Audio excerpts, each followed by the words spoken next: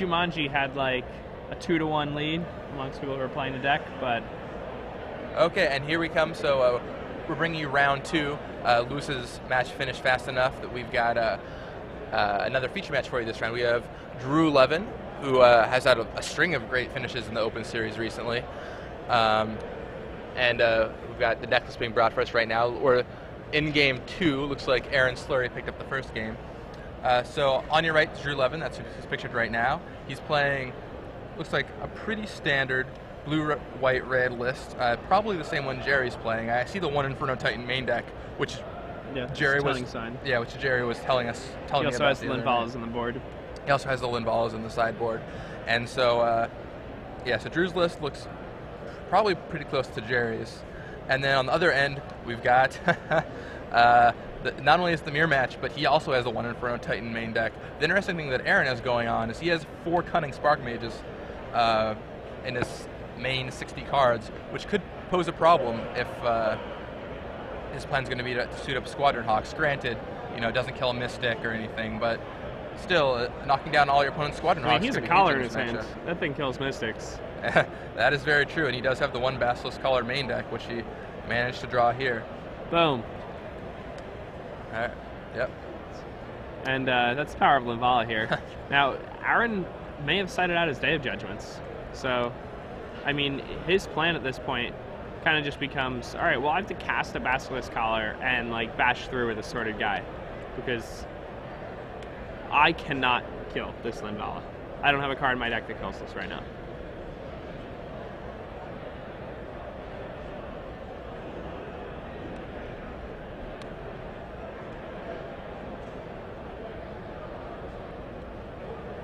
Okay.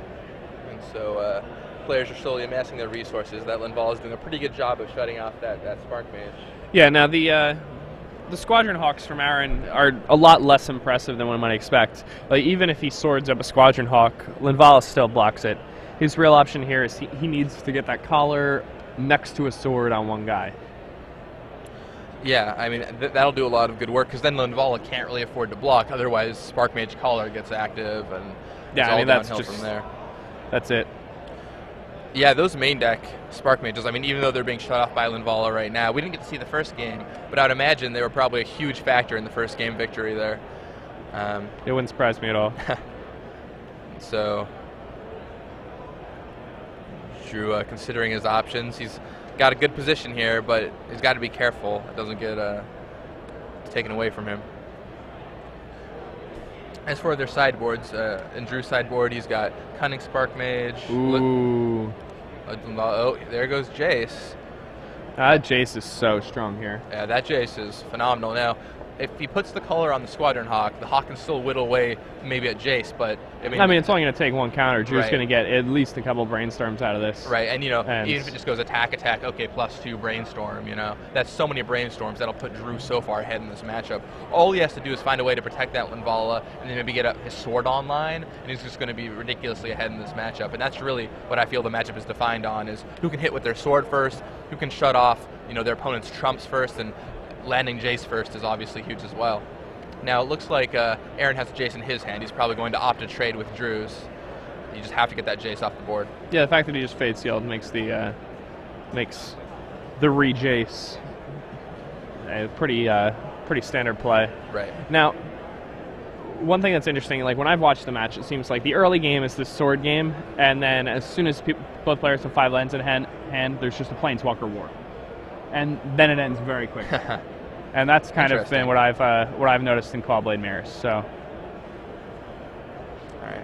And the other interesting thing about Planeswalkers in this matchup is with the addition of red. I mean, before you could whittle them down with Squadron Hawks, but with red, you just have to worry about Lightning Bolt. I mean, which is why Drew had to go +2 there, because he doesn't just want to get Lightning Bolted and have his have his Planeswalker die. But at the same time, he goes +2. His opponent plays Jace, and then they just trade off, and Drew's not that much further ahead than where he started. But then again, neither is Aaron, so it's really just a fair trade. Okay, so here comes down Spark Mage, and that's going to do quite a bit of work for Drew. Yeah, Drew's Spark Mage is a lot better than Aaron's Spark Mage. The fact that it can use his activated ability is a good start. Yes. And once that Spark Mage knocks off Aaron's Spark Mage, then worrying about his Linvala being removed is going to become a lot less high on that priority list. I mean, obviously that Linvala is still good. It's still doing things, shutting off the Stoneforge Mystic and so on, but... And Aaron has a second Spark Mage in his hand. Yeah. I imagine... So he cast that Stoneforge Mystic earlier. Do we know if he got the Basilisk Collar or the Sword of Body Mind in his hand? I guess we don't know. When he cast the Stoneforge Mystic? Yeah. He went and found the collar. He found the collar. Okay. Because he also has a sword in his hand, which is why I was curious. Okay. He does have the sword. And so Aaron comes down with a Jace, and he's considering his options. Chooses to scry 1. Now his play here until Drew played that Cunning Spark Mage was probably going to be, I'll bounce your Linvala, then I'll equip my thing and I'll shoot your whatever. But now things look pretty bad for him.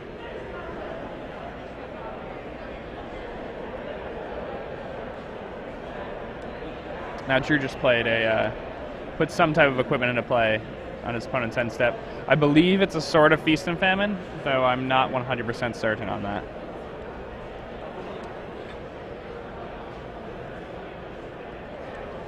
Yeah, if Drew just equips that sword onto his Linvala and crashes, his opponent's in a rough way.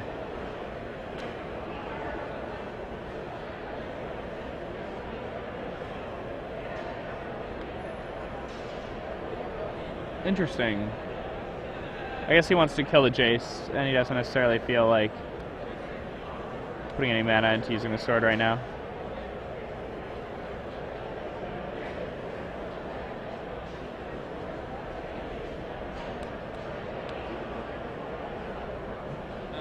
Alright, so Drew's slowly getting everything active and beginning to take an advantage here. He's like, no, you can't Stoneforge Mystic. I've got this Linvala in play. Yeah. It's like, my card does stuff. Linvala is just such a mirror breaker here. Drew has 2 copies in his deck. A lot of people I've heard advocating 3, so... Of Linvala? Of Linvala. Yeah. In the sideboard. The sideboard has become so Spark Mage intensive now that that card is just very powerful. Well, and plus, I mean, if you're able to correctly predict that a deck like green-white might rise up, it seems like a pretty good against those. I mean, you shut off all their Linamore Elves, all their Birds of Paradise, you shut off their Fauna Shaman. Fauna Shaman. I mean, Linvala is the ultimate card against that deck, so having access to it in that matchup could be huge as the tournament goes along. It looks like Lewis's deck is pretty well poised. Yeah. So Aaron just drops a natural sort of body in mind there. I feel like the deck has to play the Linvala on turn 4, so there's probably not as much value as one might think against the green deck, because they've you're on the ropes at that point. Potentially. I mean, it definitely, like, turning off their Birds of Paradise and their Linamore Elves aren't going to do as much, but still, if you're able to control the early game, shutting off potential Fauna Shamans could still be a absolute Oh yeah, backbreaker. could definitely, like, help out in the late game. And in those games where you keep the Linamore Elf or Bird of Paradise intensive draws, you can just totally cut off their avenue of attack. And so, so Linvala crashes in, starts to peck away at Aaron's life total.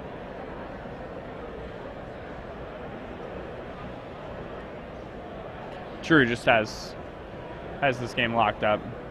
We can expect to see a game 3 very shortly. The situation is certainly looking good for Drew. The double Cunning Spark Mage, the only way I could see Aaron maybe getting out of this is if he left in his Day of Judgments and was able to land one here. Drew only has Celestial Colonnade up. Oh no, and he packs it in. So yeah, we're going to be going to a game 3 shortly. You know, Linvala's just completely broke that match wide open. Yep. If Drew's hand if Drew had a hand that did not have that one card in it, there was almost no way he could win that match at all. Yeah, I mean, that Linvala was just absolutely huge. It just shows you, like, it's just a game of trumps, right? Like, you know, last week the trump was Cunning Spark Mage. Well, all right, now the trump is Linvala, you know? So yeah, what Linvala comes next? Does very well against that. Yeah. Nice. Nick Spagnuolo just came by. He informed us that he is 2-0. No, the camera I don't think so. Did you? Nick, do you want to come on screen? Well, not on screen, but on voice anyway. Just feel free to come around and pull over the chair. And now we have a game 3 here. Okay, Nick says he'll come by later. Now, Aaron wisely, a lot of people are afraid to change their plan, to think, well, okay, my normal sideboard plan is this against this deck, this is how I sideboard against this deck. But Aaron saw the Linvala, and Aaron was like, well, I just can't beat that card unless I have Day of Judgment. So we're seeing some Day of Judgments come back into his deck here.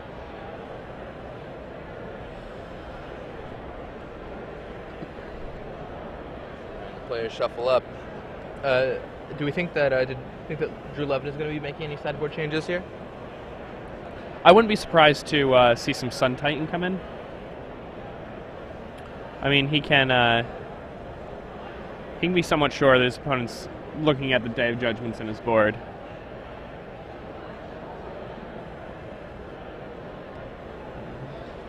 Sun Titan is an awful good way to recover from a day. Yeah, absolutely. I mean, they're still going to have a Spark Mage War. I thought maybe there's still a Spark Mage War going on. Right. I thought maybe he might have brought in that Sun Titan already, but maybe not. The difference in the Sun Titan War now is that Aaron has Days and Drew has Linvalas. I feel like that definitely favors Drew. Yeah, I mean, those Linvalas looked so good in the second game. Wow. The position was looking okay for Aaron. We had that Spark Mage, you had a Caller coming down. It was looking like it was going to be threatening, and then bam, Linvala shuts it off. We even saw Aaron just mystified. He tried to activate his Stoneforge Mystic. Nope, can't do that, Such an absolute breaker in that matchup. And if the games aren't ended early with, maybe a fast sword or something, that could be what decides the match. Like in the long game, shutting off your opponent's ways of attrition, like Cunning Spark Mage, or ways to, shut off your Squadron Hawks. That's going to be huge. It's going to be interesting. It's, in the beginning, the games are just like these weird games where both people are playing these mid-range aggro decks and attacking each other. And then as the game progresses, like in the mid-game now, that both of them have Spark Mage package, and the long game, both of them have Planeswalkers. Yeah. So it's like a very, this is a laddered game where you have different phases. All right. Aaron's got a pretty good opener. And what do we see there? So he's got Terramorphic Expand. Looks like he has a Preordain, a Lightning Bolt, Jace, and some other cards. So he's got what he needs to make it to the point where he's casting a Jace. And it seems like you said, if the matchup has an early game dominated by swords, like making sure that you can get to the point where you can turn off the Stoneforge Mystics, or you can turn off the fast drops, so you can get to the Jace part of the game. I mean, that's huge. And so here's going to come that Preordain, and I'd guess it's likely going to be followed up by Celestial Colonnade. Sean's going to be looking for a land here. Yeah. So he's figuring out where he wants to set up his Preordains. He sets them both back on top, finds that Aaron Mesa, and lays that Colonnade, and passes on back. How do you feel about Spell Pierce in this matchup? Spell Pierce? Yes. I think Spell Pierce is a pretty good card. I like having at least a couple copies. Gives people the fear. I think our list ended up having 2 when it came time to go. That's one of the big differences between these two lists is Aaron does not have any Spell Pierces in his main deck, while Drew has 3, and I mean, Aaron doesn't have access to any between his main deck or his sideboard. It could be huge. Of course, you can't counter the creatures that way, which is a big difference. So Stoneforge Mystic came down, and he found a Sword of Feast and Famine. And now he's pretty content to just wait till the end of Aaron's turn to put it onto the battlefield. Aaron does have a Lightning Bolt, correct, in his hand. We did see that. So, if Drew spends time equipping, it's not going to do a lot. And Drew hastily slams that sword into play. Puts that Sword of Feast and Famine into play. Yeah, absolutely. Such a powerful spell. The sword is... Well, we were talking, is Sword of Feast and Famine better than Sword of Fire and Ice? I mean... No. I don't know. I don't know. It's pretty good. Like like when it hits them, it's like you're taking a time walk. It's free to equip. On the turn you're going to hit them with it. It's just so powerful. But perhaps Yeah, but you don't. I mean, they discard a card as opposed to you like killing something and drawing a card. we had this debate. I was on Sword of Iron Ice's side originally, but Jeff Cunningham was a firm defender that Sword of Feast and Famine was better, not close. It's an interesting discussion. We'll get that in between rounds. In the meantime, It's definitely the 2 best swords ever made. Sure.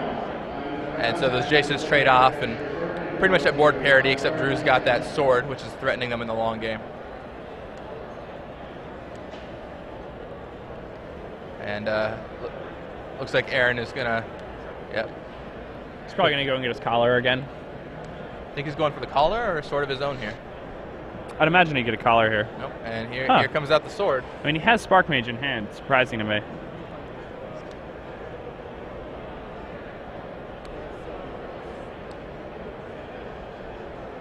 Maybe he already has it. I don't know.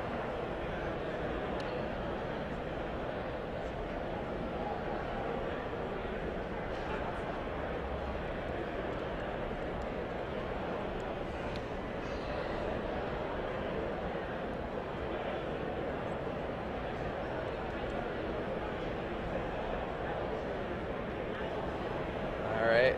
For those now he gets to stick a Spark Mage. Yeah, and here comes down with that Spark Mage. Or sword. I think he's on sword plan. All right. That seems fine. Yeah, I mean, like hitting them with sword is so huge. If he can't answer that Stoneforge Mystic here, it's going to be a big deal. Just that swing, discarding a card and oh wow. The red mana. So he does find his red. So now Drew has access to Lightning Bolt. Now I'm not sure if Drew has a bolt in his hand, but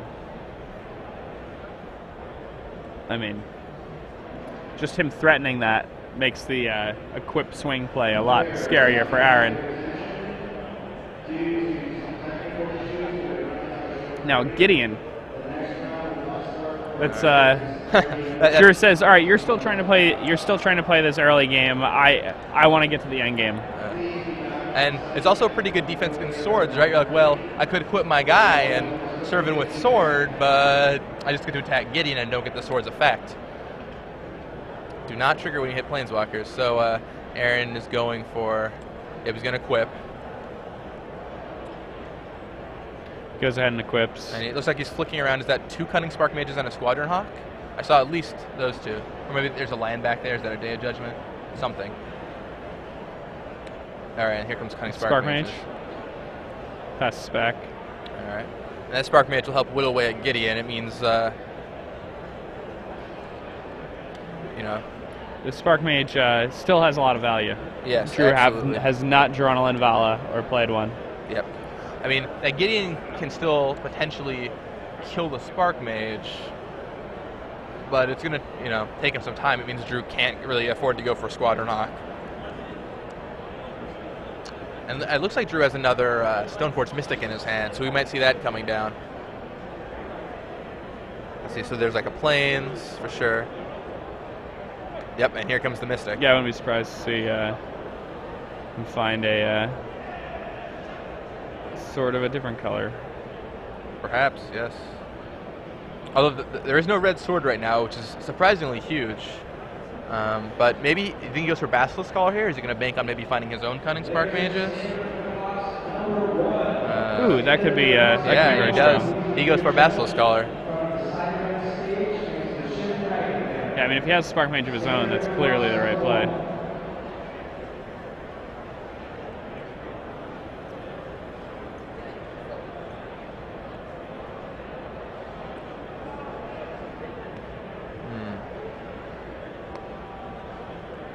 And, yeah, so he finds now that let's see what he does collar. with this Gideon. I think you probably +2 to try and buy time, but I could definitely see the argument for just shooting down that Stoneforge Mystic while you still can. Oh, yeah. I mean, the issue with shooting down the Stoneforge Mystic is that... Or sorry, yeah, you kill the Stoneforge Mystic. Yeah, sorry, go ahead. What's the issue with shooting down the Stoneforge Mystic? Well, if you want to shoot the Stoneforge... if you want to just kill the Stoneforge Mystic, then you put your opponent in a spot where if he has the collar in his hand, you're in a lot of trouble, and if he doesn't, you're in an absolutely commanding position. Sure. Like, things get very, very difficult for your opponent now. Right. And Drew equips that sword, which also defends against Cunning Spark Mage Backlash. So he can't go equip the sword to my Spark Mage, attack Gideon for 2. Also, Gideon making Aaron's creatures attack, it makes the Cunning Spark Mage a lot less tricky. Right. So Drew can actually do things like play his Hawk and equip the sword in the same turn and make it dodge the Spark Mage. Yeah, it's pretty good. Absolutely. I mean, it also just gives him out to killing that Cunning Spark Mage, because he forces Aaron to tap it main phase with the Gideon in play, and if Gideon has 2 counters on it, he could use it to off the Spark Mage.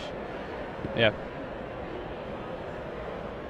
And so what is Aaron looking to do here? Drew is slowly taking control of the game back. Looks like Aaron has a Squadron Hawk, which is going to be great. Squadron Hawk's not too shabby here. I'm sure he's a little wary, though. Like, well, does Drew have Day of Judgment in his deck? Like, I don't want to walk right into that. But yeah, you probably just have to go for some Hawks here. Yeah, a fleet of Hawks isn't really that big of a deal to run into a day when you think about it. Right. It's really not that many cards.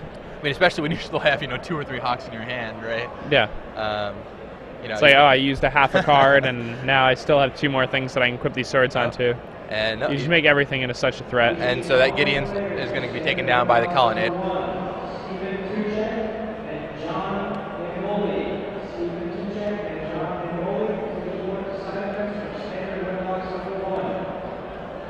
And so now there's the predicament for Aaron, where if Drew attacks with the Stoneforge Mystic, well, do you block here? Do you block with your Cunning Spark Mage and throw it away? Well, I mean, it depends. Like, Drew's tagging pre-combat.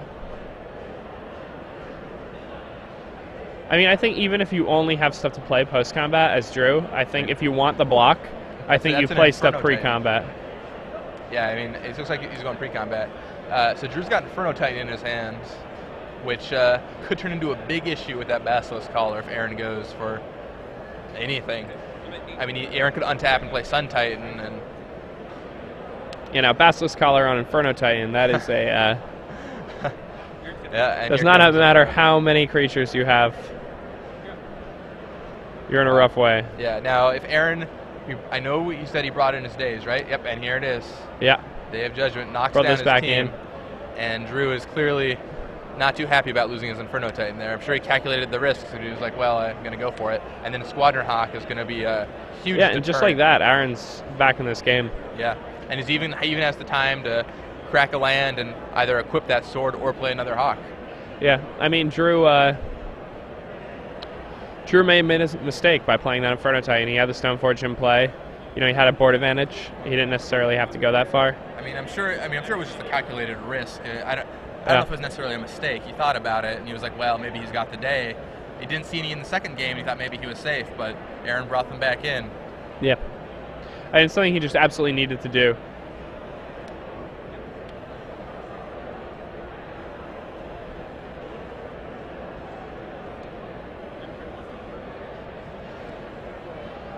Now, if Drew has a Squadron Hawk of his own here, he has the anti-Hawk, which is the Hawk plus Collar.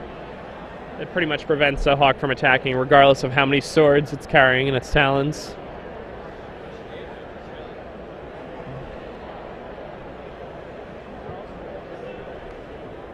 Aaron's re-sleeving a card. Taking a little bit of time. It's good to carry a few extra sleeves during these matches so that you don't...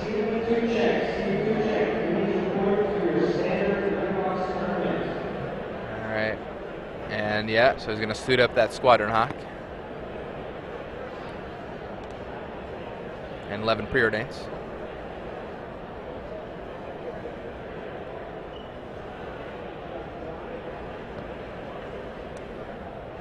Drew's going to draw. Preordain is just so powerful. Like, it's so amazing. Oh, yeah, it just makes your deck so consistent. Yeah, on turn 1, it's great. And then again, on turn 10 or 12 or whatever this is, it's another great one. And yeah, wow, he found a Jace. That's a Linvala hiding there. Now, granted, Linvala isn't unbelievable here, but it still blocks that Squadron Hawk and shuts it off, which seems pretty awesome to me. You can suit it up with that collar and that sword and really punch through. So that could be a big deal for Drew going late in the game. I mean, Drew's got a lot of potential here. The big issue is, though, like, that Jace is going to eat a sword hit. It's probably just going to die right now. unless Aaron has a truly filthy hand where Aaron can play something big and then wants to hit Drew with the Hawk and then untap all of his lands. All right, so Aaron pushes both of his creatures, then he animates his Colonnade. Yeah, so the Colonnade takes care of the Jace, and the Squadron Hawk makes Drew discard a card and lets Aaron untap all of his lands. So good with those man lands. Pretty powerful chain of events happening there. Yeah, it's just totally free, which is unbelievable. I'm going to run this bathroom. Go ahead.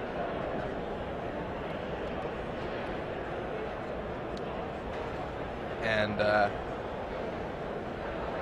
yeah, Drew thinking about what he's going to do to come back into this one. And Linvala comes on down. It's just a tight game between the two of them. Like it's not really haymakers back and forth. It's just careful play and big swings back and forth.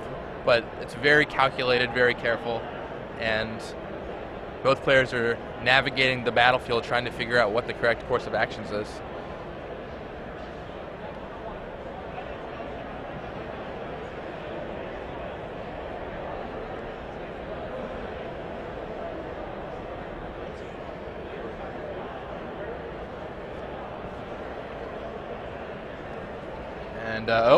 And Aaron packs him in.